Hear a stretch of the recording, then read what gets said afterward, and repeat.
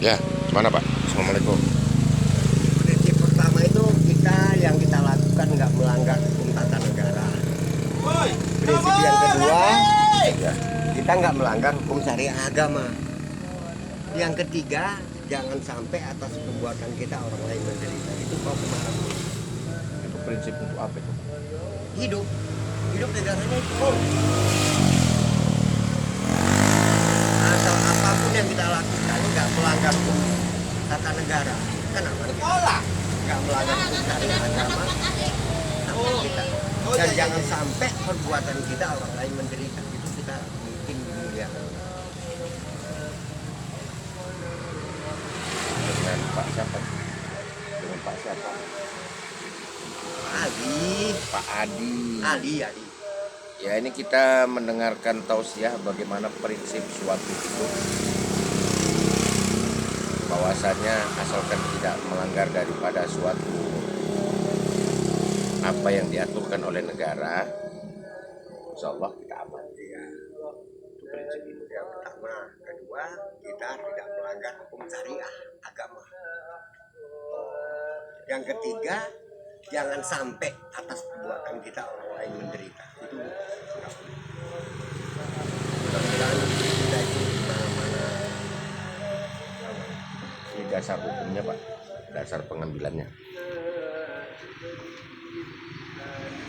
Ya kalau kita gila-gila aja, nggak melanggar hukum tata negara ini kan kita nggak tersandung suatu keputusan. Tidak melanggar hukum tata negara tadi itu kan, tidak melanggar hukum dari agama, kita nggak mendapatkan yang dimurkai Allah. Jangan sampai perbuatan kita ini orang menderita, kita kan dimuliakan. Benar. Ya, ini sekedar tausiah untuk dari Pak Adi yang kita berada di Sentang Sawah, Kabupaten Asahan. Jadi prinsip hidup adalah bisa kita bermanfaat untuk orang lain, Nah itu paling utama. ya kan? Jadi kalau untuk diri sendiri, untuk akhiratnya, untuk diri sendiri Pak, Kalau untuk di akhirat, ya, ini prinsip ya, ya, itu nggak susah. ya, Kenapa nggak susah? Jangankan yang lain-lain ya. Kalau sholat itu memang kewajiban kita sebagai kita menganut agama Islam ya kan. ya. Ada duri aja di jalan kita singkirkan itu sudah dapat manfaat. Selemah-lemahnya iman. Iya itu.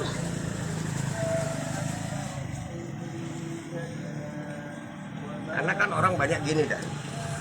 Udah susah disusahkan. Udah susah, Disusahkan. tujuannya, Misalnya, sebenarnya kita mampu nolong mereka ya kan? ya, Jelas mampu. Tapi kita kan masih minta imbalan yang lebih besar kan dia susah jadi kita susahkan.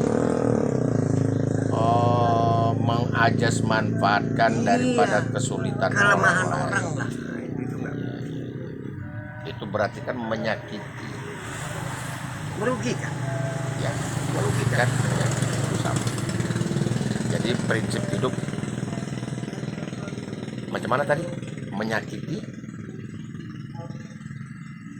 Gini loh, kalau orang yang susah kita susahkan kan banyak, ya, ya, banyak sekali. Contoh yang paling mendasar sampai ke masyarakat. Kita ini memang butuh duit, nggak punya duit ya. Kau punya duit, ya, aku utang sama kau. Apa kau bilang? Bisa kau bayarnya sekian? Kan sudah melebihi lipatannya. ya, ya, Kan kau sudah menderita lebih menderita lagi. ya, ya, ya. Kebanyakan orang terjebak di situ. Alhamdulillah. Jadi hidup itu jangan orang susah kita susahkan lagi. Itulah. Jadi kalau memang niat mau membantu, Ya jangan tanggung-tanggung, jangan minta imbalan. bantu saja, ya kan? Jadi ini meringankan beban orang lain yang dalam keadaan kesusahan adalah merupakan suatu ibadah. Iya. Oh, saudara, ini kita ambil dari narasumber daripada guru besar kita yang dia membagikan prinsip hidup. Jadi kebanyakan orang mengambil keuntungan dari kesusahan orang lain. Begitu kan Pak? Iya. Ya alhamdulillah. Terima kasih atas wejangannya daripada Bapak Adi. Pak Ali. Pak Adi. Pak Ali. Hah? Nama saya itu Pak Ali. Oh Pak Ali. Oh dari Pak Ali. Yang dia ini tidak ada jabatan apa sama sekali, tapi mereka, alhamdulillah Pak Ali ini sudah dipanggil-panggil orang juga. Dia belajar berbagi ilmu kepada orang lain. Prinsip hidup adalah jangan menyusahkan orang yang sudah susah. Kenapa?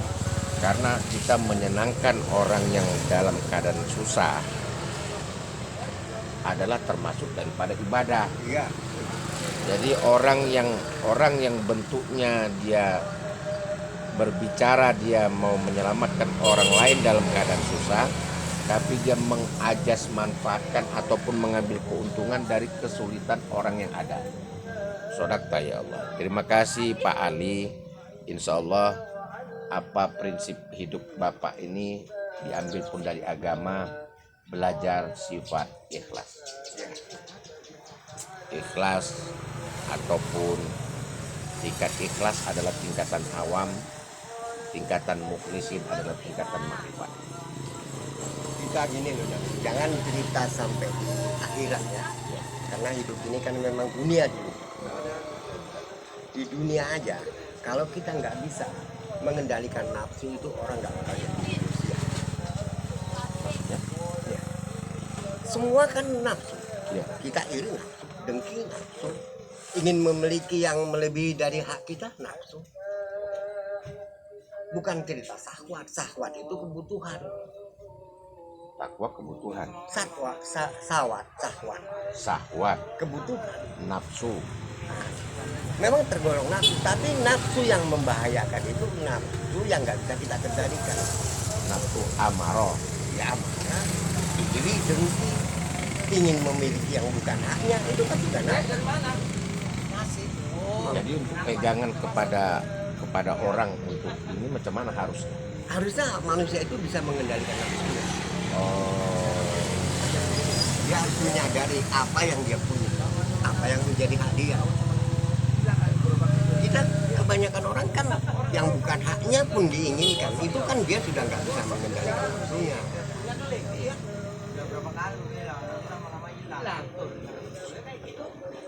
itu diambil dari mana Pak? Diambil dari Prinsip hidup prinsip hidup, maksudnya pengambilan daripada yang Bapak ceritakan. yang kita ceritakan ini, yang kejadian yang kita lihat. Ya.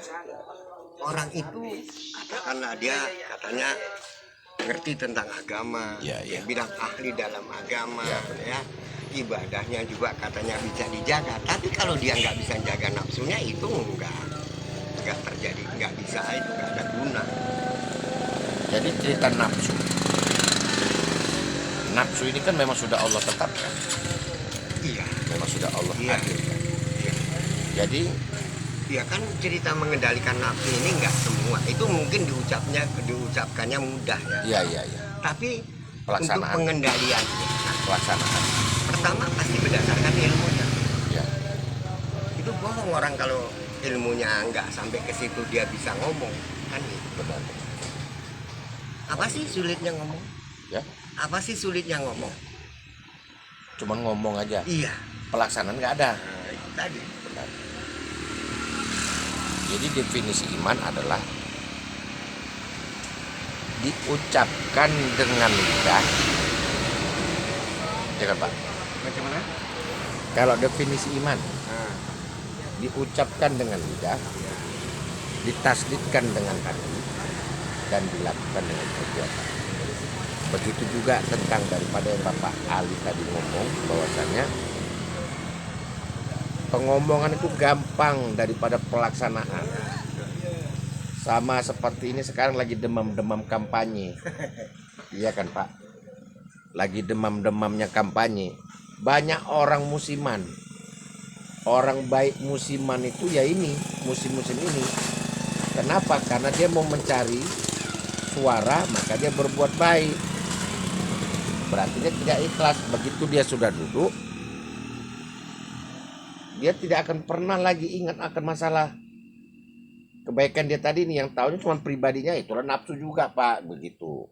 Izin kepada yang lainnya, semoga apa yang diajarkan sama setiap orang yang mengajarkan kepada kita, maka kita mengatakan dia itu adalah ustadz.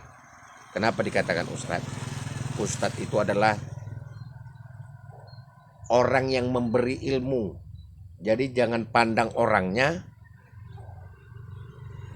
tapi pandanglah apa yang diberikannya kepada kita. Semoga dari tausiah yang diberikan sama Pak Ustadz Ardi tadi, ini kita cerita sambil di pinggir jalan ya. Kita ini nggak formal, dan Pak Ali ini tidak ada kita bayar, tapi dia memberikan wejangan ilmu untuk pegangan seorang muslim yang baik. Terima kasih, alhamdulillah ya Allah. Semoga muzakarah kami pagi hari ini bisa bermanfaat untuk orang lain. Terima kasih Pak Ali. Assalamualaikum warahmatullahi wabarakatuh.